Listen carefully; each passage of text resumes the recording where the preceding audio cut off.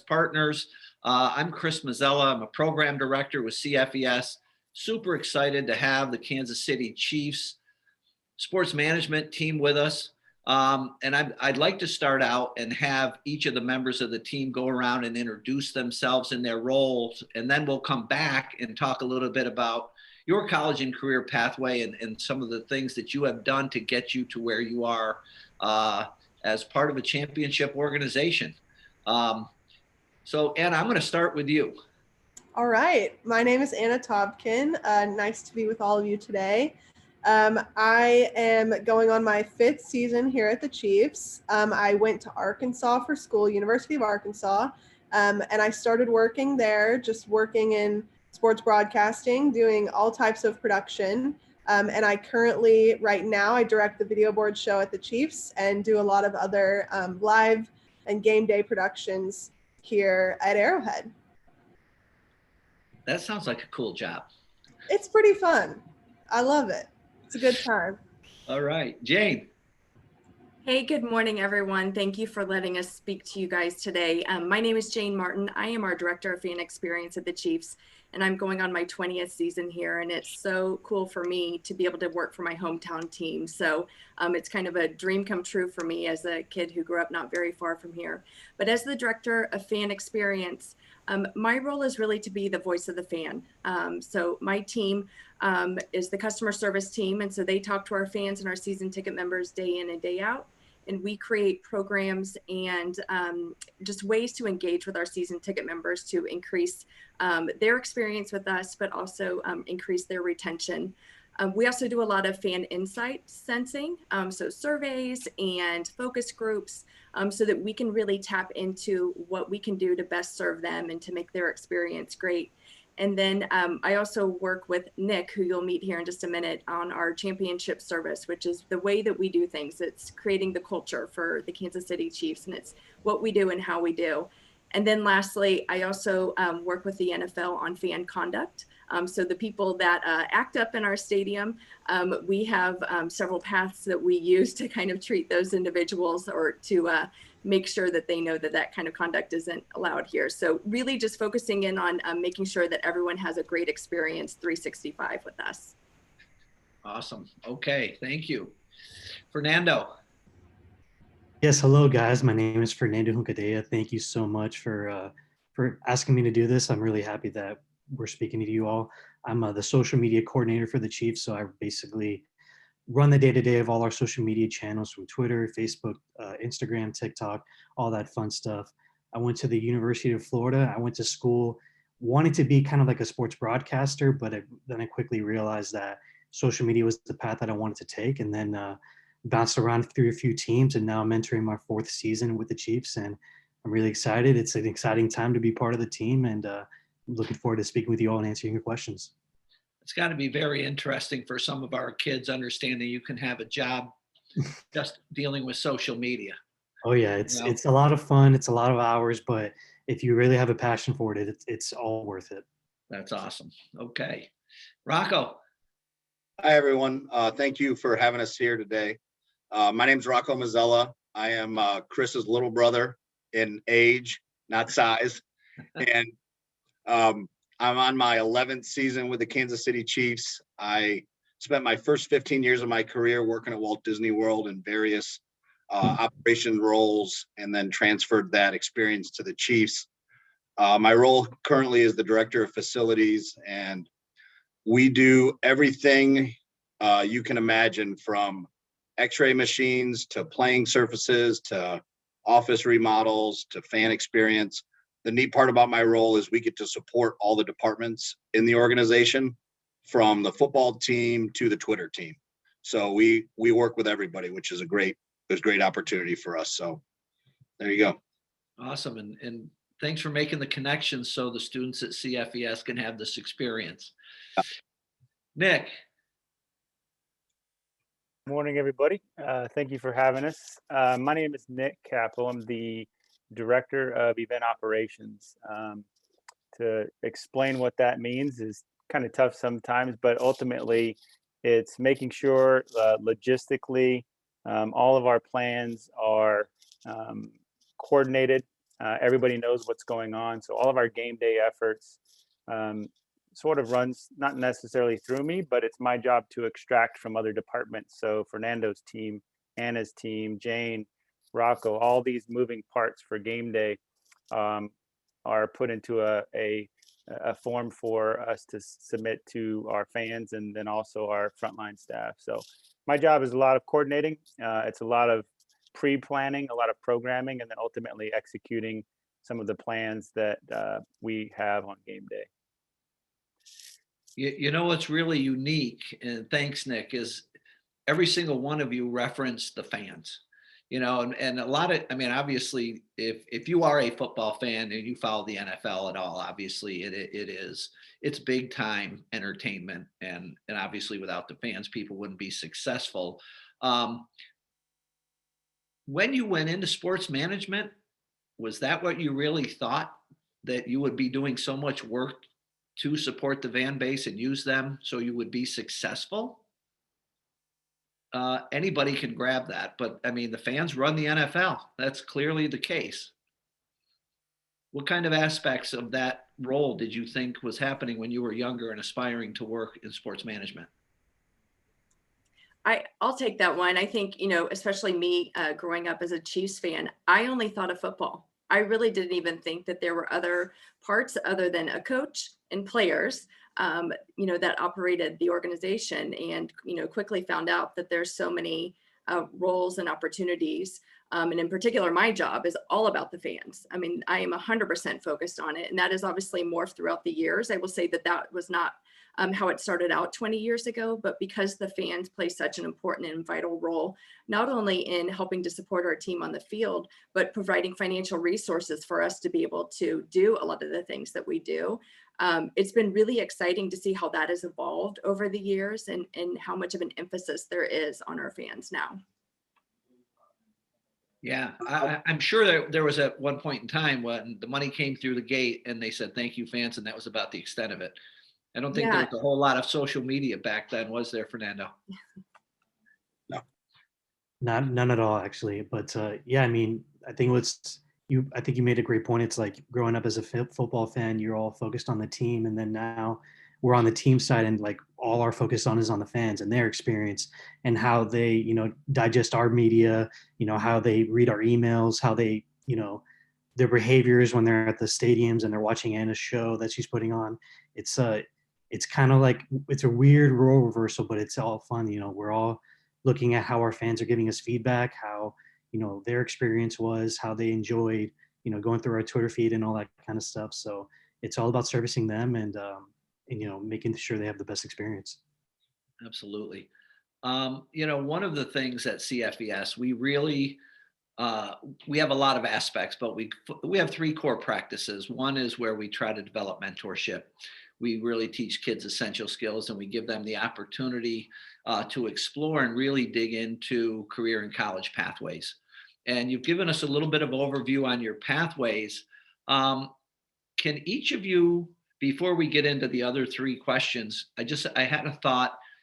Can you talk about the teams that you work with and all the different jobs that work, you know, within social media, or, you know, I mean, obviously Nick is the king of logistics, you know, all the various jobs that people could have.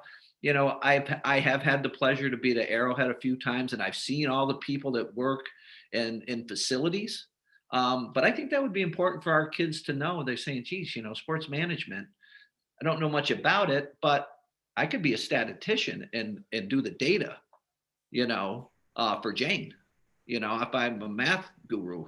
So, you know, can you give us a couple examples of potential careers within each of your divisions that kids could aspire to do if they really wanted to go into sports management?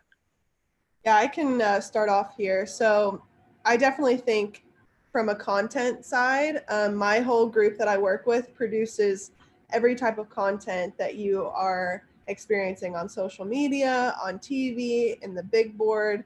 And I think that has a wide range of opportunities there that not a lot of people know. So you may think that, you know, just one guy shoots all the videos, he edits all the videos, and he posts all the videos, but that is not at all our strategy. We have a lot of people that only shoot, and that's their kind of their main goal, is to go out there with a camera and shoot everything that's happening, football, events, anything. And then we have people like me who focus on the control room. So I'm in charge of making sure that the video board functions, making sure that you guys are seeing videos on game day, making sure that for events that we have their logos up on the board.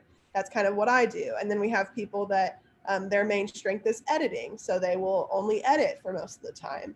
And then we have people that are just creative and graphic design, so they will build graphics. There's so many different opportunities within our one content team that allows you to really be specialized in what you enjoy doing. Nice, nice. How about your department, Rocco?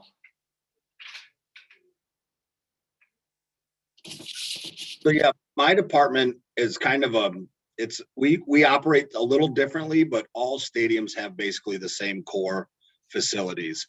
And we span between blue collar and white collar roles. We have carpenters, electricians, plumbers, HVAC techs. We also have an industrial engineer on staff to analyze things for us. We have groundskeepers that have degrees in agronomy that grow grass for player safety, to experience, good playing surfaces, and the league monitors how our grass is grown and the quality of the grass. And then we have guys that run operations and events. So the event team will call us and say, hey, we're going to have Kenny Chesney here for a concert. And we step in and we turn our facility into a concert venue. And we support concerts and, live music. We might have a wedding here. We may have a corporate event. So there's a lot of different roles within our department that we do stuff with. We work closely with somebody in Anna's department on graphics for signage. There's a lot of signage. A lot of dollars are spent with sponsorship, and they want their marks and their sign next to our arrowhead. This arrowhead is very valuable now in the market. So in order to have that mark with people's their marks, they spend a lot of money with us for signs. So we do a ton of signage work, which when I took this role, I had no idea how much signage would consume my day-to-day operation. And we do it in-house or we do it out. We outsource it, but there's tons of work here. If projects are too big, we bring in big construction companies that spend 6 months to a year with us to build things. We're building new locker room, new fancy Hall of Fame this year. So it's always evolving with opportunities to work at Arrowhead, whether you're directly with the team or with a contractor that supports our facility. Nice, nice. Jayne. I think one of the neatest things about working here is there's opportunities to work full-time, and there's also opportunities to just work for events. So all of the events that Rocco mentioned, whether it's game day or whether it's a concert or a wedding or a corporate event, there's so many different ways for people to be able to serve a role with the organization. So from a full-time capacity, I have service reps who speak to our fans and our season ticket members on a daily basis. So they get lots of communication, lots of time, talking to folks. So communication is a key essential skill for them. But then on event day, we provide a lot of resources, in particular for ADA services. So we have people who drive courtesy carts, who push wheelchairs around, and then who also answer, phones and emails and text messages from fans that need assistance from us. So it's a lot of communication that is needed from the folks that work with me primarily. Oh, nice. Okay. Nick, the logistics guru. Yeah, my department's fairly small, coming up with plans and executing, and but the various levels within each department, they start at entry level coordinators and then work their way up to director level, and we all aspire to be VPs one day and EVPs. But Jayne touched on the workforce or the task force that it takes to operate any one event is staggering. 2,000 plus game day employees alone, from security to ticket takers to the concessionaires. So it's a true team effort to execute on behalf of our fans. And the full-time roles are tough, right? It's almost comparable to, wanting to be an NFL star in a sense, or make a Division I team. The positions are limited, so that experience that you can get working game day or volunteering for an athletic event, so you can start to see what it takes from the nuances of setting up, right? Those are super powerful and will help your career path. But it's a true team effort on game days. Thousands of game day employees, hundreds of full-time employees. But it's a really fun industry to be in, and super blessed to be part of the Chiefs here. Yeah, that I don't think most people realize there are 2,000 people all moving at the same time, and you're hoping all the gears stay in the same rotation. Yeah, absolutely. Fern, how about the background in your world? I imagine there's got to be a lot of technical expertise for people to be working with digital media. Yeah, there's plenty of people with different backgrounds. I think mine is not the same as anybody else's, because we all go through different ways. I was a production student in college, so I was doing a lot of like video work, behind the scenes stuff, and I kind of took those skills and like transitioned over to social media, and to this day, still learning every single week. I think that's something that's really underrated, is that you can't truly be an expert, because you always need to keep learning. You always need to keep evolving, and Anna touched upon a lot of the positions in our department with videos and graphic designers and all that kind of stuff. Me being in a very collaborative role, I talk with a bunch of departments on a weekly basis. And, there's so many opportunities that you can go through. There's a community team that's so focused on, making sure our players are involved in the community and making sure events go smoothly. There's sponsorship teams that work with companies to have our marks and assets sold. So, when Rock was talking about signage, a lot of that signage is, based on partners and how much they pay and all that kind of stuff. So there's so many different things that you can go through, and, teamwork is just like huge benefit. If you're a good team worker, then, a lot of people are going to enjoy being with you, and then a lot of people are going to want to hear your input and all that kind of stuff, and you're only going to get better at what you do. Yeah, obviously, for championships teams to have maximum teamwork, and no matter what aspect it is, that's the only way you can be successful. That's a great lead in to one of the first questions I did want to ask. I know I've been throwing some things out there. The teamwork behind the scenes. Can you take one of our essential skills? Can you look at one of our essential skills? And I'll just refresh everybody's memory.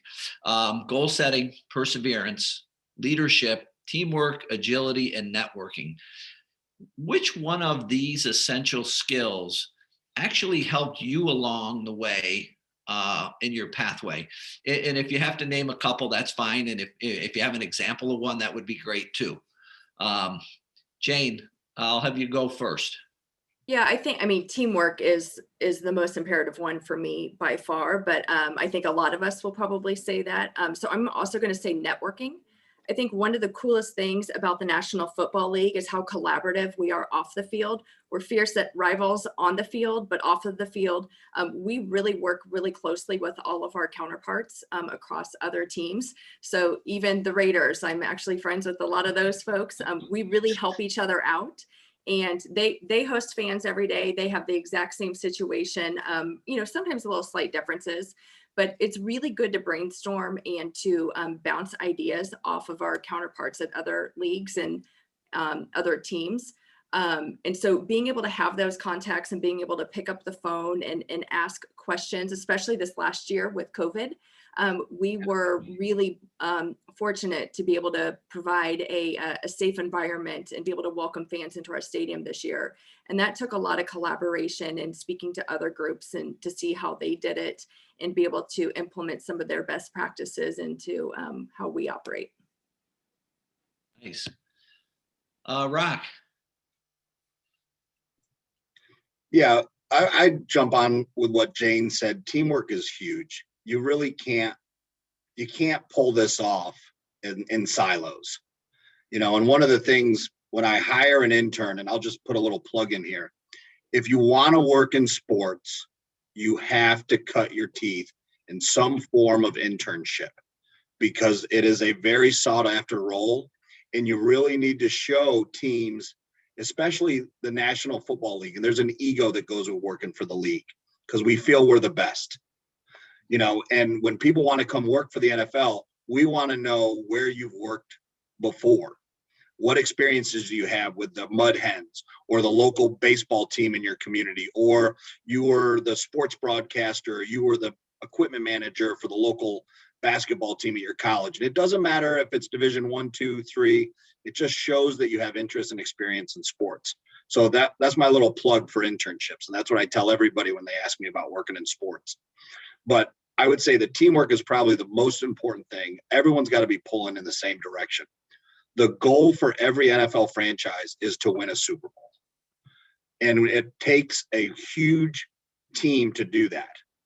When you talk about COVID and you talk about having a facility operate in a COVID environment and supporting a football team where there's a worldwide pandemic going on, that doesn't happen without a ton of teamwork.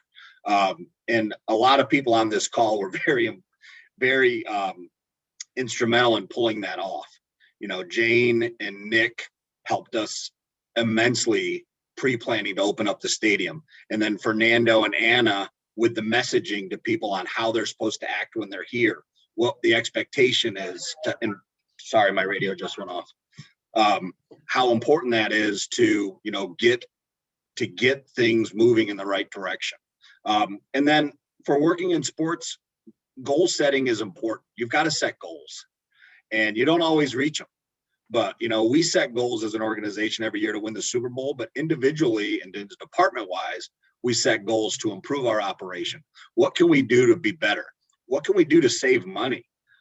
My department spends not quite as much as the football team, but we're pretty close. There's some electric bills that have 2 commas in them. So we're always looking at ways to be better. How do we save electricity? How do we save on our spend for paper products, our cleaning products?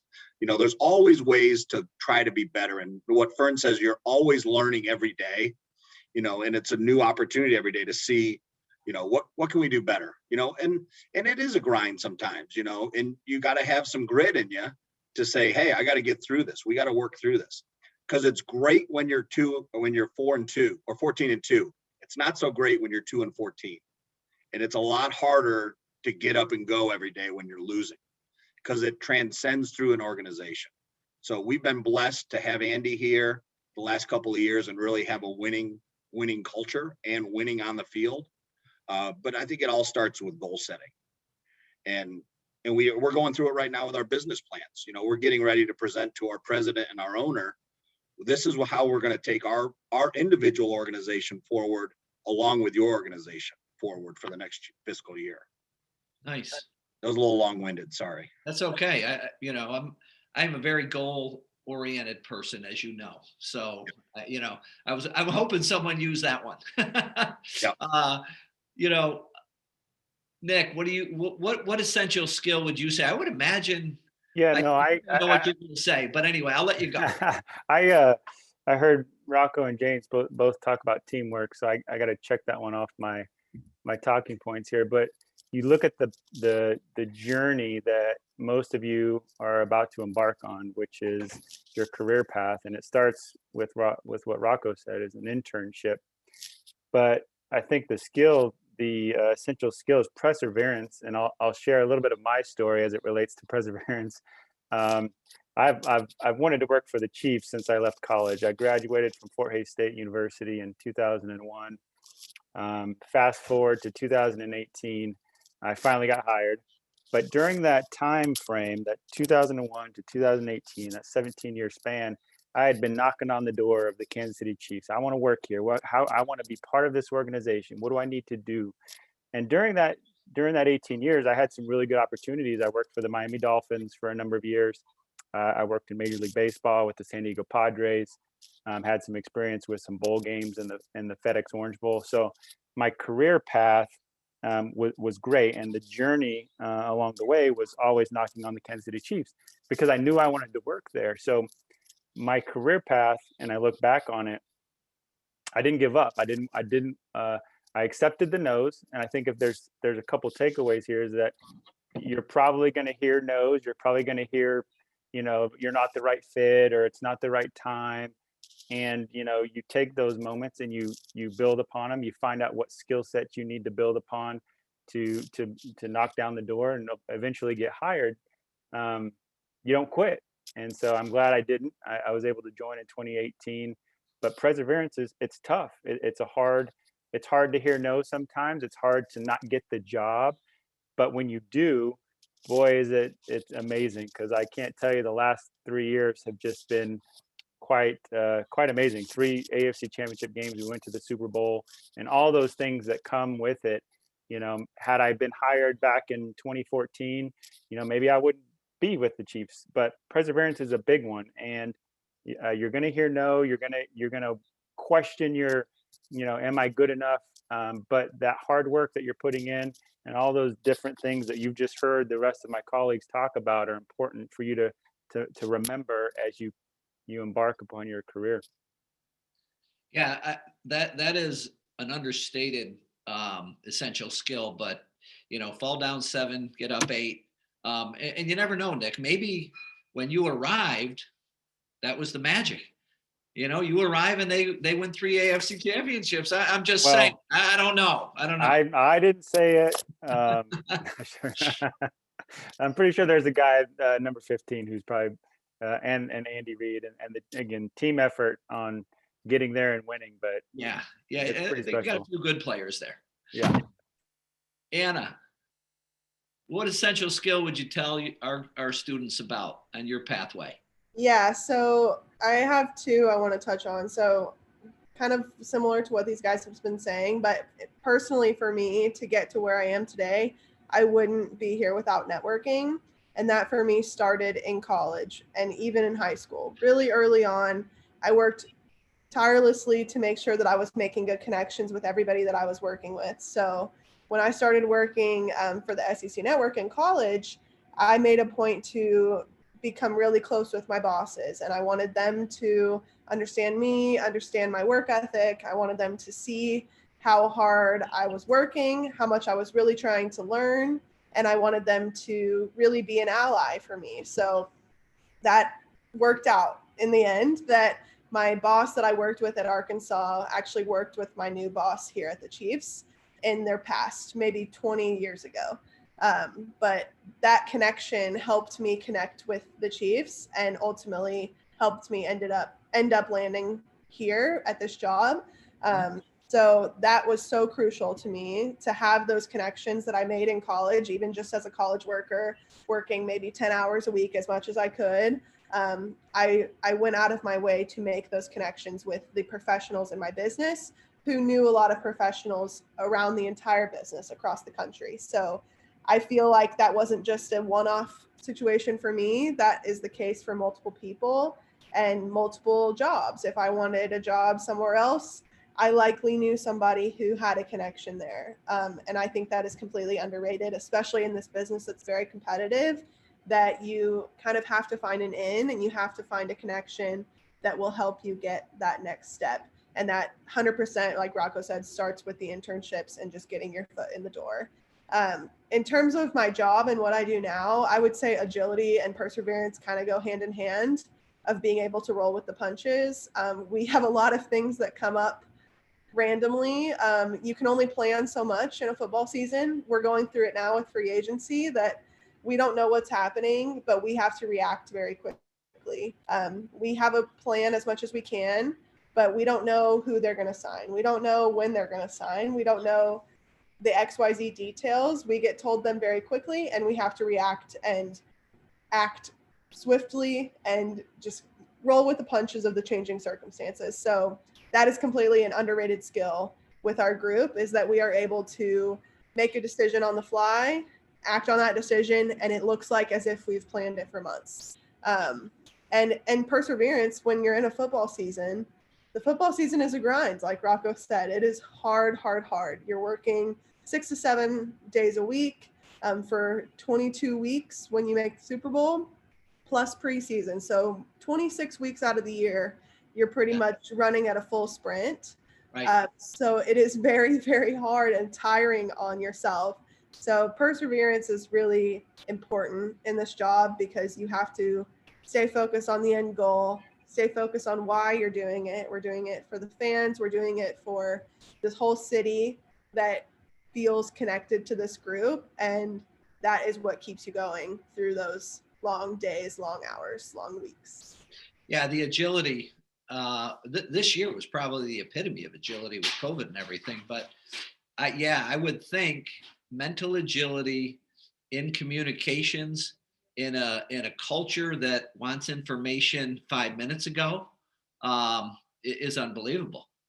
You know, Absolutely. Fernando, what are some of the things that I would imagine agility is kind of right up your line too, but in the instant information, areas. But Anna hit the nail right on the head. Like, we are told things very last minute, and you have to be very reactive, and you have to have a plan in place so we know what we need to do when the news comes down. But also, like, just to take a broad approach to it is like, coming out of college, I would never have guessed I'd be in Kansas City. If I were to guess, 10, 15 cities that I would work in, Kansas City wouldn't be one of them. But it was an opportunity that opened up, and I was able to have interview. And then once I came here and talking to a few people, I really fell in love with the place. And so the sports industry is very, very tough to crack in through, also, especially the pro sports industry. So being agile and being able to say, you know what, I'm willing to go to a place that I've never been before and just try it out. And, it seems it's very scary. I moved here not knowing a single person, but I can say right here, I have 4 friends on the call with me right now. And, it's been a great experience. I've been here, it's almost 3 years now. And so being agile, and then also want to reiterate networking, I wouldn't be here, with a Super Bowl ring and, also many great experiences if it wasn't for somebody that interned in Atlanta had made the recommendation to my old boss in Kansas City. So when, like what Rocco and Nick had said, your internships, it's not just about going in there and getting the experience. It's about diving deep into it, just immerse yourself into it, and like, just go all out and give it your all and do not give up, because, all my efforts in Atlanta, it paid off about a year and a half later when this job opened up in Kansas City. And my old boss was like, okay, I'm going to tell this person that they need to interview you, and the rest is history. So very, very important to give it your all at all times. As many of you know, I'm a retired high school principal, and I always felt great preparation always made you more agile. If you are in the communications aspect, having drafts, having your 3 key points ready to go, and then when the information comes, it's almost seamless. And having the ability to understand, getting ahead, do your work early, and be prepared. That makes those quick adjustments and those split second decisions a lot easier. So, I'll throw in a little bit more advice to our kids, prepare early, and preparing in internships and working hard in internships. That's money in the bank when you get that recommendation from somebody, say in Atlanta or whatever. That's great insights, great advice. As you know, one of the third legs of our core practices is mentoring. Every single one of us, has had wonderful mentors, whether it's a parent, a coach, a teacher, a previous boss or something like that.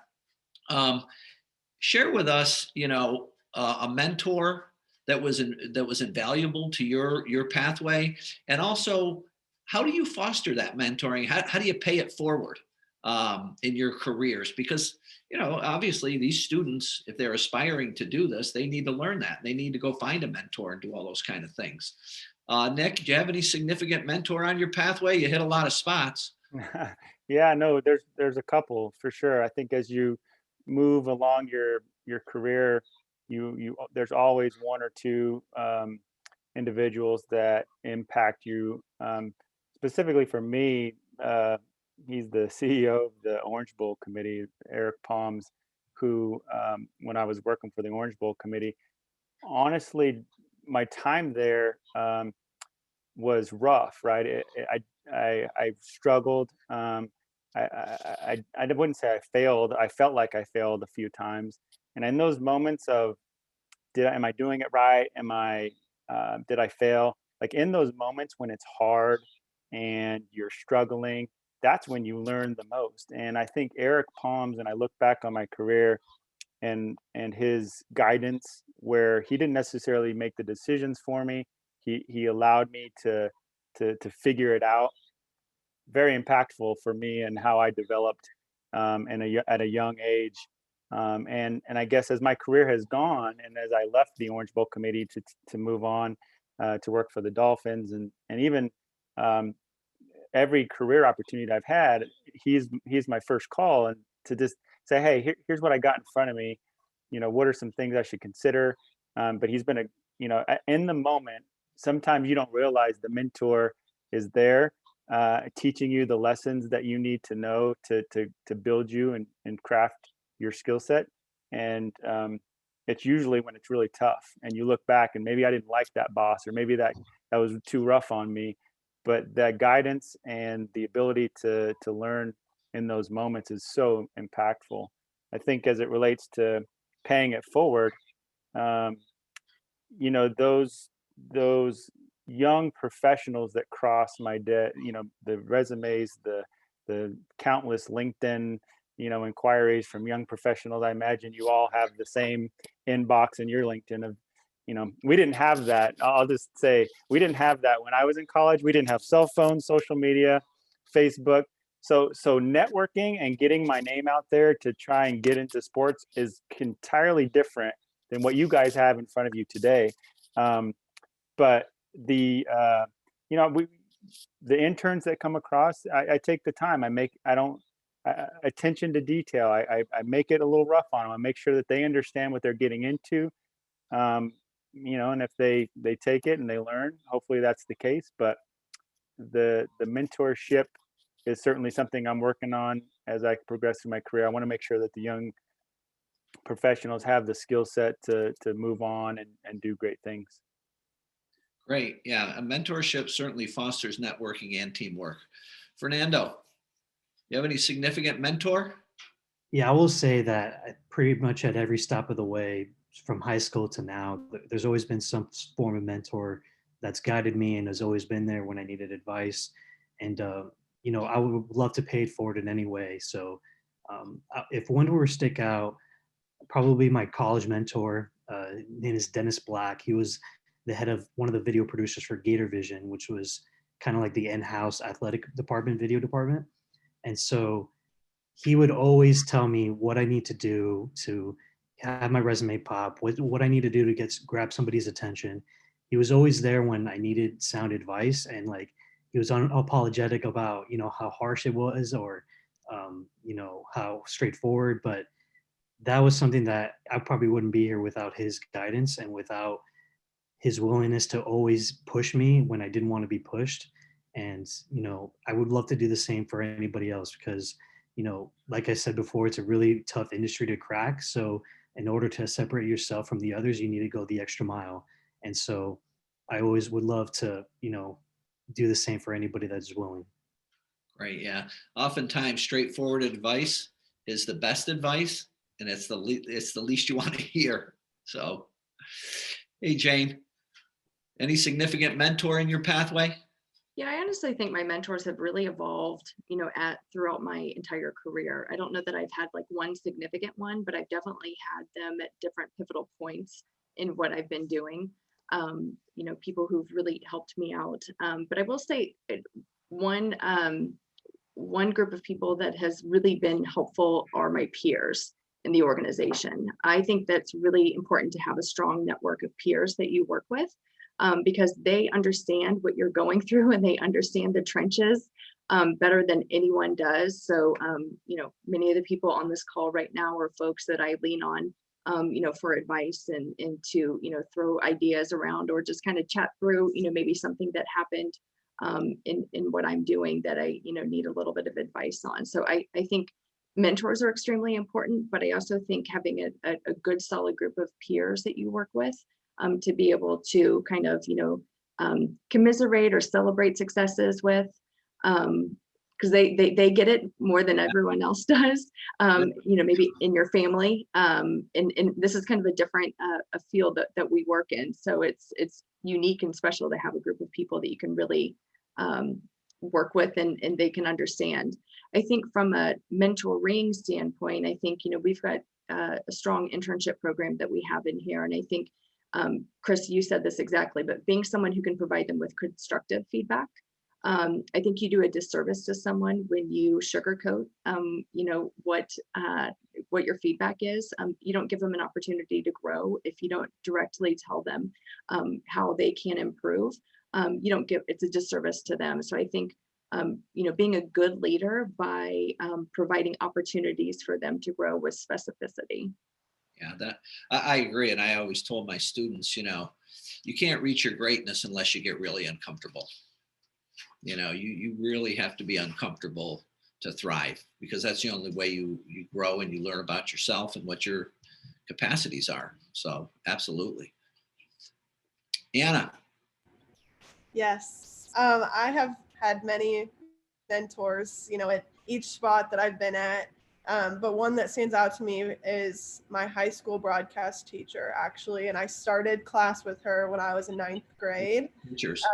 Yes, high school teachers, they're the best. But I started with her when I was in 9th grade, and I was in her class for 4 years.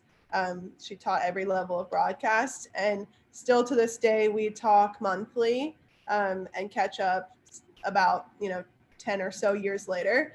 So she has been so influential to me that early on, she really set the standards very high of what she expected from us, everybody in our class. And this was just an elective class. Like, this was not really, it's not a job. We're not getting paid. This was just a class.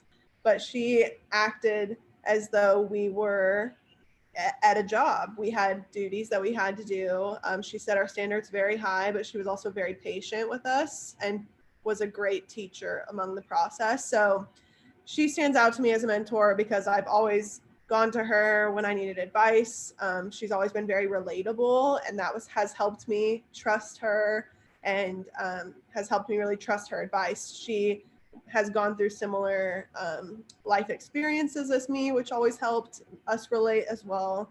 But ultimately, like, her advice has led me through my college path, and she's always been a huge encouragement to me. So that's been a great mentor to me. Still to this day, I still ask her for advice on what I should do, even though she's not teaching high school broadcast anymore. Still a great mentor to have just in life in general. That's awesome. Rock. Oh, Got a significant mentor? I've got 100. Yeah, we all do. I mean, there's Only give me one. We only got about 15 minutes to go, and I know you're a Mazzella, you're long-winded. so I've had significant mentors, and to touch on what Jayne says, the older I get, I find myself mentoring more and being in relationships with my peers. And I'll just share, I don't want to put Jayne on the spot, but I'm a leader of leaders now, which is a Disney term. When you're leading leaders that lead other people, it's a different role. And Jayne's a good friend, and she said to me a couple of weeks ago, she goes, "Careful where you're going, because you are leading, and where Rocco goes, the department goes." And I've got like 85 people that work for me, so I have to be very cognizant of where I step, and sometimes I forget it, And as a Mazzella, I can be a little boisterous, and I can be a little loud. So, I do believe in mentoring. I think there's nothing more important. If Disney would teach you that, you have to be a strong leader, and part of that is mentoring. And we had the opportunity with our interns, we'd get 15 in our department every 4 months. So you got very good at communicating and coaching them and telling them how to perform at a high level. And then you just transfer that skill along the way, So in the neat position that I have now is we have some roles that I call springboard roles. They're going to come in and work for my department for 2 to 3 years, and I expect them to springboard into something else. They're a coordinator. They want to step to a supervisor, to a manager, to a director. So we get a lot of those lower entry level roles where people springboard up, and you have to be able to mentor them. And we cross-reference with our mentoring. I've mentored some of Jayne's employees that have come to me for questions and asked, "Hey, what do you think?" And I've mentored my peers, and they've mentored me. So we work in an organization that's pretty small when you think about the full-time roles. When you come from a place that like Disney that has 65,000 employees, well, then you come here to the Chiefs, and I think when I started, I think there was like 125 of us, and that's grown significantly over the last 11 years. But you do lean on your peers. But starting out, it's good to have a mentor. It's good to get hard feedback. Feedback is a gift, the ability to receive it and the ability to give it. And you have to understand that it's only to make you better. And it's hard to hear, hey, you're not doing something right. No one wants to hear that. But that's how it is. Sometimes you need a mentor that can, give you honest and straight feedback when you're doing good and when you're doing bad. So I love that. I'm going to use that. Feedback is a gift, and it's a two-way street. Yeah, that's awesome. I don't think I mentioned at the beginning, and this is to our teachers and our students, and we have a lot of classrooms watching this on a big whiteboard or smart board. If you have questions, you can put them in the question and answer box, and we will. I'll start fielding some questions. So I'm going to ask each of our guests to take, no more than a minute. Provide advice to our students. If they have a desire to pursue careers in sports management, 2-3 pieces of advice. Try to do it succinctly. I'm hoping we get some questions, and then if we don't, we'll just keep playing. I can go first. Yeah, great. Thank you, Anna. I would say the biggest piece of advice I have is just find your point of passion and just keep going. It sounds very, very generic to say that, and that's not, exact detailed advice, but like we've discovered today and talked about today, there are so many points of entry in here and so many jobs that you don't even think about exist in this world of sports.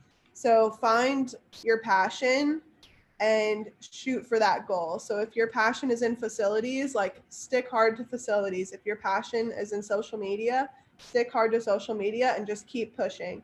Find the next thing that's going to make you better. And that doesn't have to be a exact internship. You can volunteer somewhere. You can grow your own social media brand and have that be your experience. You have to kind of be creative to find pathways to get you to that point. But if you can extend your reach wide enough and just keep pushing, you will find the right place for you, guaranteed. Yeah, it sounds like it's a simple statement, but that's actually true. I'm not sure who said it, but nothing was ever accomplished without great enthusiasm and passion. If you don't have it, you're not really going to attain your goals. Nick. You actually said it earlier, which is something that I always tell the staff that come across my desk. But be prepared. At some point, you are going to have an opportunity to sit in front of somebody like Jayne, like Fernando, like Anna, like Rocco, and your preparation is going to be telling. So what I mean by being prepared is if you're going into an interview, rely on your mentor to ask some tough questions, but say it out loud. Like the week leading into my interview with the Kansas City Chiefs, every day I drove to work, I was practicing, hi, my name's Nick Capo. And telling the story of you out loud, it's different. In your head is one thing. Saying it out loud so somebody can hear it and so you can hear yourself talk about yourself is so important, because I need to hear you tell me why I need to hire you. So practicing and being prepared is so key, especially for young professionals. And you said it earlier, Chris, and I checked it off my little list here. I heard a couple other of my colleagues say the same thing, is being prepared, because you will get an opportunity at some point. Will you be prepared? I'm obviously, I think preparation is huge. I'll tell a quick story about an experience I had with a student at Peru. I used to run a program called Leadership Lunch. The first day of Leadership Lunch, we taught the kids how to shake hands and how to stand up and shake someone's hand, look them in the eye. And it's amazing. They were so uncomfortable doing it. And then a couple years later, a kid went for an interview at a college and came home, and he said, when I shook the admissions officer's hand, she commented, students don't come in and do that stuff. They, you know, it's something simple, but they were prepared. You never know. Fernando. Yeah, I think the biggest thing, I mean, just to use my experience as an example, is that I did as many different possible roles as possible when I was in college. I was trying to get experience in every aspect of what was at my disposal. So I was a field reporter, a radio producer. I did the cable guy that's holding, the long cable on a basketball court. I did all that kind of stuff, and I was trying to get as much experience as possible. And that's the way I was able to meet so many people and, pick everyone's brain and see, where they want to go and where they've been and like how they got there and all that kind of stuff. So doing as many things as possible at your disposal, I think, is the biggest thing, because that's the quickest way, at least for me, to find what my passion was. And I was able to take all those experiences at those different roles and make it relevant to what I'm doing right now. So, I'm like I said before, a very collaborative role. Being able to work with so many different teams and so many different aspects of production and sports, I've been able to, I feel like, start this role, off running. I started in the middle of the season in 2018, and had so many things thrown at me, but I felt like I was prepared because of all my experiences and all the different things that I've done previously. Nice. Okay, Jayne. I got to keep you, Rocco, to about 60 seconds. I know. I'll be quick. I think be hungry and be willing to do what it takes to get in. And I think we're all kind of saying the same things, but to Fernando's point, like, there are so many opportunities within organizations. Don't limit yourself. Not everyone's going to be a player. Not everyone's going to be a coach. Not everyone's going to plan events.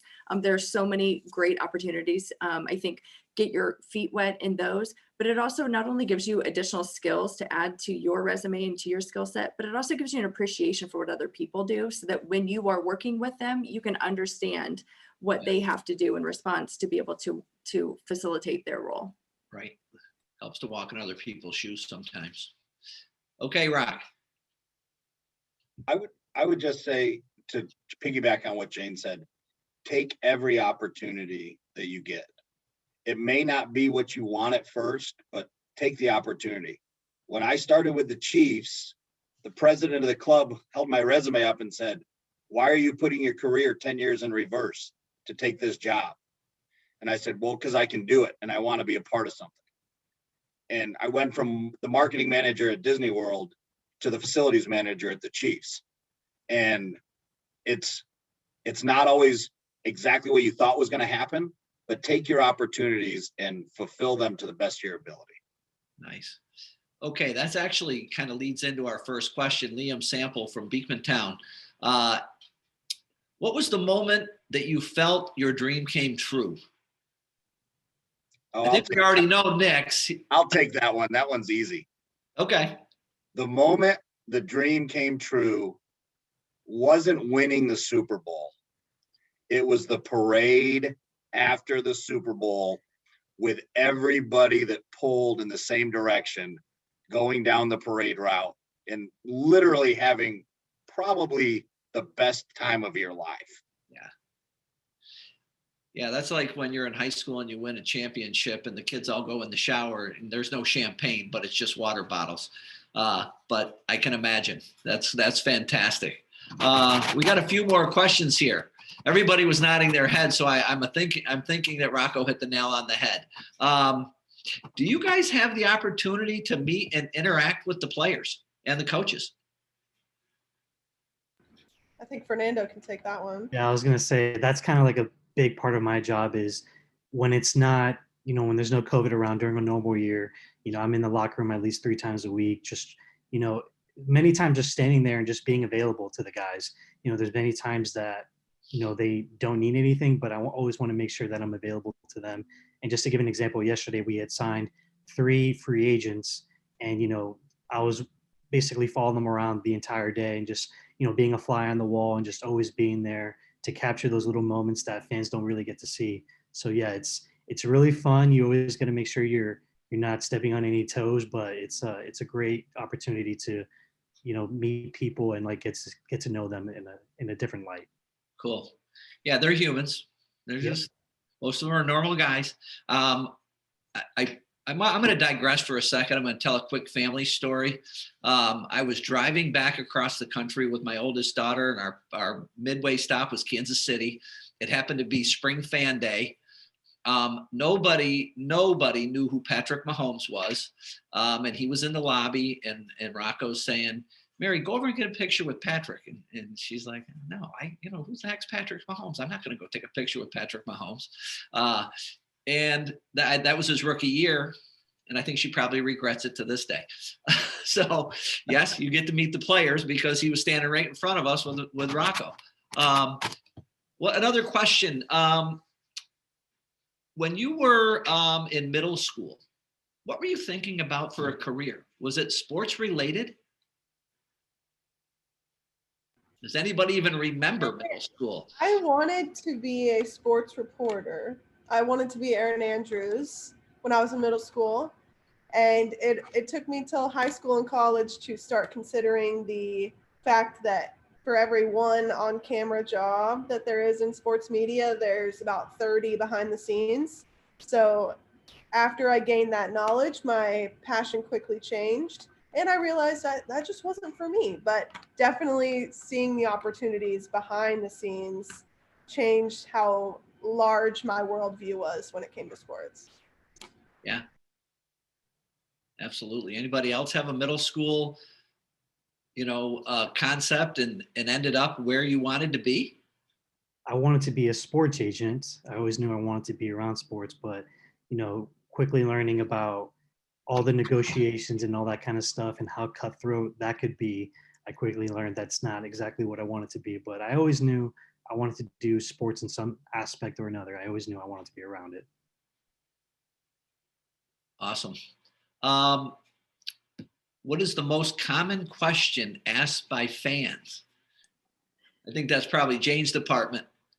So I would start by saying the gamut of questions that we receive are so wide and so differing. We get some of the most random questions, some really interesting questions, but probably the most questions that we get are, can I get an autograph, or can you have Patrick Mahomes call me or send me a shout out? And a lot of it is player engagement related, but we facilitate a wide variety of questions from fans.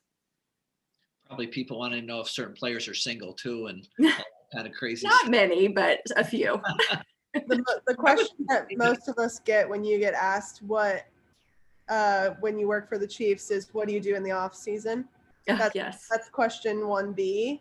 After, can you hang out with the players? And I would say the off season's busy. That's how I answer it. I'm busy all the time. We call it the other season. The Never other stops. season. That's what people used to say to me. Well, you don't work in the summer. Yeah, the school isn't going to run by itself. You got to keep going. Got to get ready for the next season. Okay, let me see. I do think we have one more question. Maybe not. Maybe that was it. No, I think that was it. And we got a shout out from a teacher at Beekmantown saying thank you. His name's Pete Villa. I think he might have coached against Rocco years ago when Rocco was a student at Plattsburgh State. Yeah. I just want to thank you all. This has been fantastic. I hope our students, learned a lot and took away some things. Probably as a follow-up, I will probably get some emails asking questions or anything. I'd be very grateful if I could pass them on and you guys could respond to anything with students. And, hopefully we'll get a chance to do this again someday and, connect with kids. We have all sorts of programs here, and I would love to keep this partnership going.